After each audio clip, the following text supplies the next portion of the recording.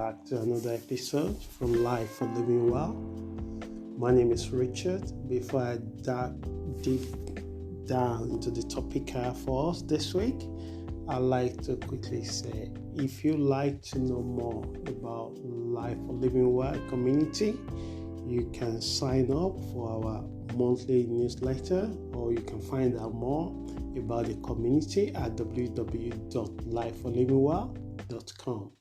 Once again, my name is Richard and I will be your anchor for this week. So let's dive into the topic without taking much of your time. What did I have for us this week? It's what I call 5 money habits of a champion. Like if you regular on this podcast, you will notice that I normally start the podcast with one inspirational quote. So this week I'm taking from Aristotle. What does it talk about habit? Aristotle put it this way: quality is not an art, it is a habit. So sometimes we forget that, and when you see someone that do things that you really like, you need to have the privilege to say what they do when you are not there. I'll be the one that they enjoy doing that and practicing, so it becoming natural for them. And then it touch your heart at the same time because you just see the ease of them doing it. So today, there are many articles and books that have written about how to be successful, steps for a successful life and living. So, what is all these materials have managed to do to our life? However, few of these resources truly provide insight into what makes an individual a champion. It takes self-awareness of our actions and intention to even try to change a habit. You can read a lot about how to become rich, but if you read all this material and you don't take the right steps, right action, right mindset, right desire, you won't make it happen to you. So the same thing with all the material that is available, how to be successful. If you don't actually do the work, you probably just reading it for your own intellectual stimulation. Developing a new good habit requires a genuine desire to do so. You must have reached a stage in your life, or you have a aha moment, or you have a very developed self-awareness, and you notice that if you are doing the same thing for the last 5 years, is there anything you need to change to get the result you want, or do you need to leave it and start a new thing? So throughout history, various accounts in historians' records, textbooks, and fairy tales from several cultures have explicitly illustrated the importance of intentional money habits.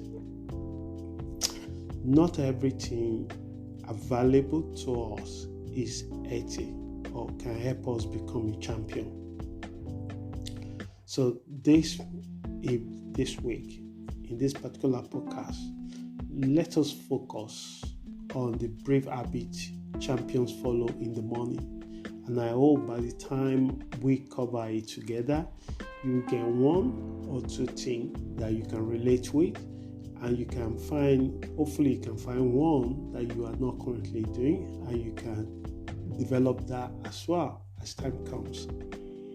So these habits are documented in the autobiography of many respectable individuals, spanning from business leaders to athletes who overcame setbacks. Many years ago, Abraham Lincoln autobiography really had a positive impact in my life for so many years, and actually is the foundation to other areas that you have to work with. So when you have the privilege to read the autobiography of this individual, what that says you that it gives you an opportunity to have a bite of their experience. It might take you back to 200 years before you came. It might precede you so it could be like a deja vu at one point in your life, thinking like you experienced it before, but you didn't actually experience that experience. You experienced it through that person's experience by reading and understand their pain. So, number one of the habits that champions embrace is what I call wakes up early. Why? Why do we need to wake up early? So you have time to detox, relax, and be passionate toward your goals. We often underestimate the power of a calm mind. We don't really appreciate what it takes when our mind is calm. So one of the major benefits of a calm mind is you have the ability to create things that can save or create service or save problem. We live in a time where everything around us encourages us to be multitasking. And the reality is that 90% of the women cannot do it. But we pretend we can. So we don't get much done. So today, government complain about deficiency of productivity is been falling over the many years. So you wonder, how is that possible in the days and the age of IE? How is that possible in the times of involvement of technology? Technology is supposed to make us more productive, but apparently the statistics shows that we are not productive as we used to be before the emergence of technology. Perhaps it's a new economy that needs to redefine, but the question is, within you have 24 hours. Do you able to have time for yourself? Do you able to engage in your passion? Do you able to do your job in a focused way? Are you able to have an adequate sleep in the night without burying your head on your phone? So ask yourself how productive you are as human, as person, as individual, as collective.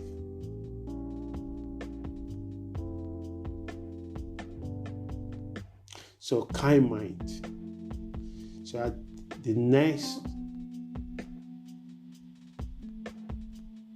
one point, the next podcast I would love to tackle is the power of a calm mind.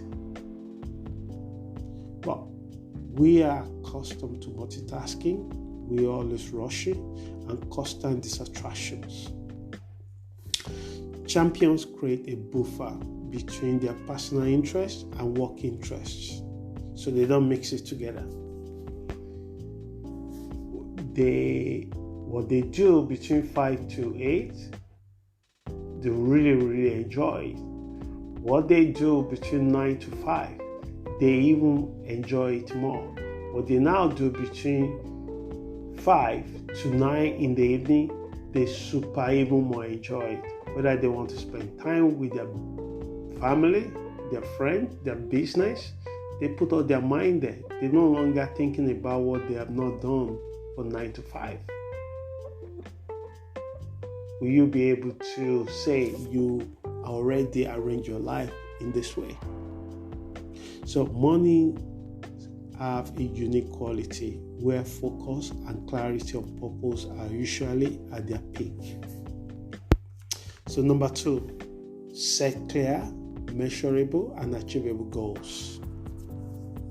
Some people we call it SMART, but almost every champion set out what they want to achieve in a week, what they want to achieve in a day.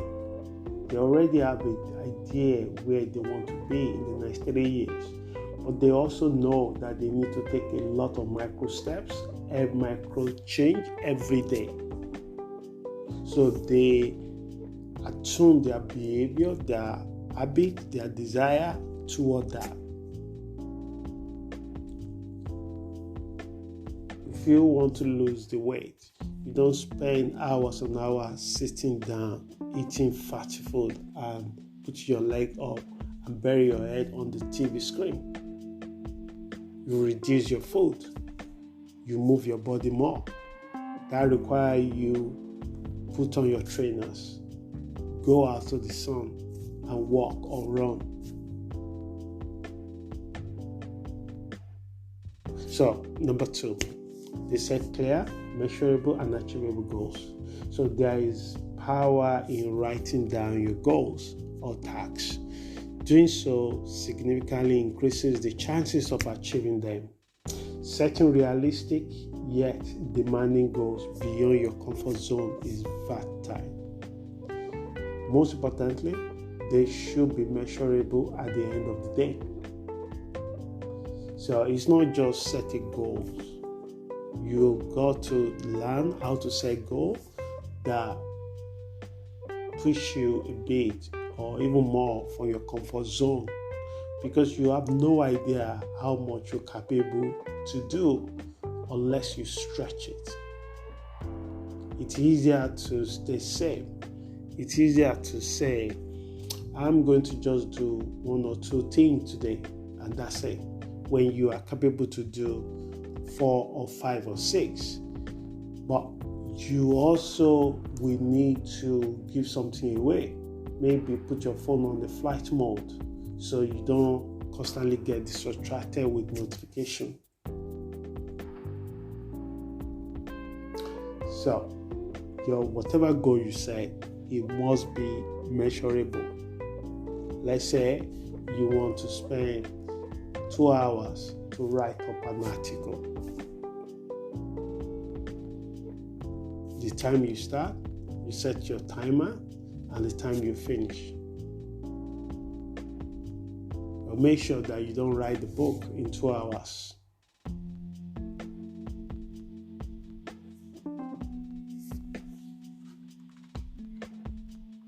Number 3, learn something new, read and write. So why did I say this? These are things that I observed from the champion. Someone said that there is not much advantage between those who cannot read and those who do not read. You have a lot of people that they can actually read, but they don't read. And you have a group of people that they cannot read because of their lack of education. So they couldn't read or write. So they base on the opinion or what they see or what they hear. And you have another group of people that they can read, but they do not read. So there is no advantage between both of them, because reading it expand your imagination, it expand your creativity, it takes you to places you've never been to. Many of us don't know anything about money, but we refuse to pick a book that will help us to understand it. And we continue to do the same thing that we're doing, but we're complaining about the money. And when we have the money, we still complain about the money. Because then it's not the money that our problem. Our problem is that we don't know how to manage it, or we don't earn enough, or our liability is so higher than our asset, our income, what we bring in.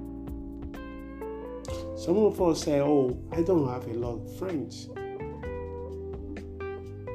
We might be the one that we are not friendly. We don't reach out to our friends. We don't connect to them. We don't have time to them. We don't share things with them. and we just think that thing should just work out. So, are you falling into this group? You'll be surprised that average person in a year barely reading 3 books or 1 book.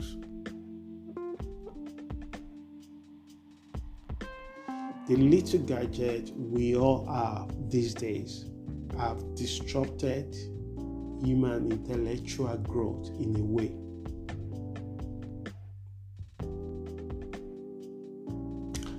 The constant distraction from notification, social media, and SMS messages hinder our ability to focus for more extended periods. However, we have vast sources available to acquire knowledge and understanding. So someone said we only use barely 10% of our brain. So my question is, what happened to the 90%? Learning doesn't stop after primary education. As humans, we have an endless capacity for growth and development through continuous learning. I've seen people aging so quick because they just refuse to read, they just refuse to learn. Because what you don't use in a healthy way, something else will take it up for you. So that takes me to number 3. I'm conscious of the time. So number 3 of the 5 that are listed above down.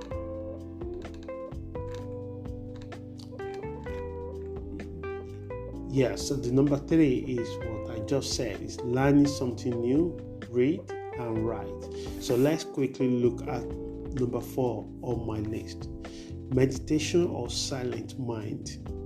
In a world that becomes louder by the hour and day, finding solace and silence within is a treasure. There are many ways to approach meditation or silence, so find one that suits your preferences. Even a few minutes of these practices can make a massive difference in your day, allowing you to respond thoughtfully to events or behavior you encounter in your daily activities. Prioritize this. I don't believe that any person on this earth is not so valuable enough not to be able to spend 5 minutes of the day to themselves. You have 24 hours. If you cannot leave 5 to 20 minutes for yourself before you invest it to everything, you give your time to your work in order for you to earn a living, you give your time to your family in order to connect with them, you give your time and yourself to your friend, give your time and yourself to the problem that you face every day. And the funniest irony thing of it is that how come you do not have 5 to 20 minutes to sit silent without thinking, without worry, without thinking about what you need to do for that day, what you need to do, what you have done for the day.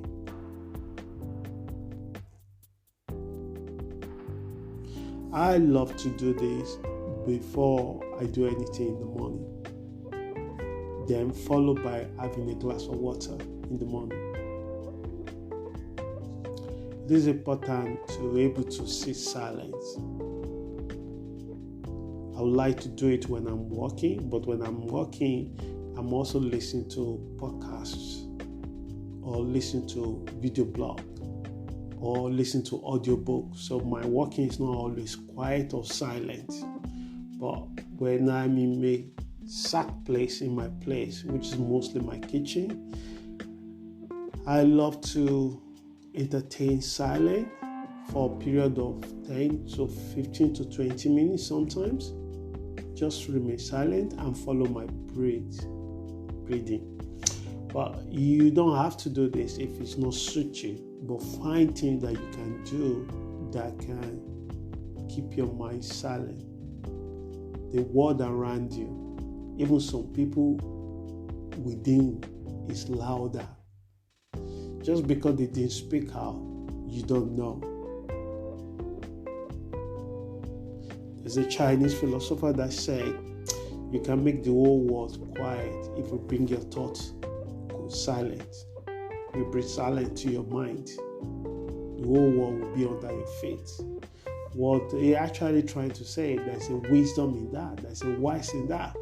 For that 20 minutes, you are not worried about any single thing. That alone can make a massive difference in your life for the whole day. Other people will bring their drama to your life. You have two options. You can react to it, or you can be more proactive about it.